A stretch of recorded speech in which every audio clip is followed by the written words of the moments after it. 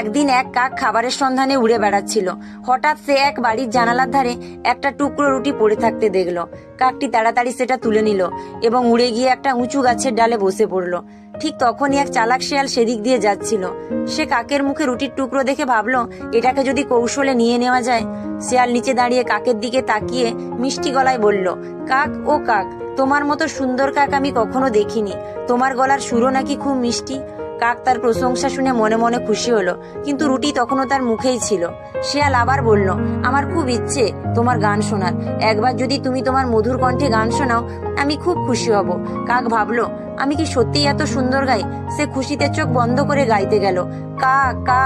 আর ঠিক তখনই তার মুখ থেকে রুটির টুকরো নিচে পড়ে গেল। শিয়াল সঙ্গে সঙ্গে সেটি মুখে তুলে নিয়ে দৌড়ে পালালো। কাক তখন বুঝলো যে শিয়াল তাকে মিষ্টি কথায় বোকা বানিয়েছে, কিন্তু তখন আর কিছুই করার ছিল না। বন্ধুরা, এই গল্প থেকে আমরা এই শিক্ষাই পাই, মিথ্যা প্রশংসায় ভুলে গেলে ঠকতে হয়।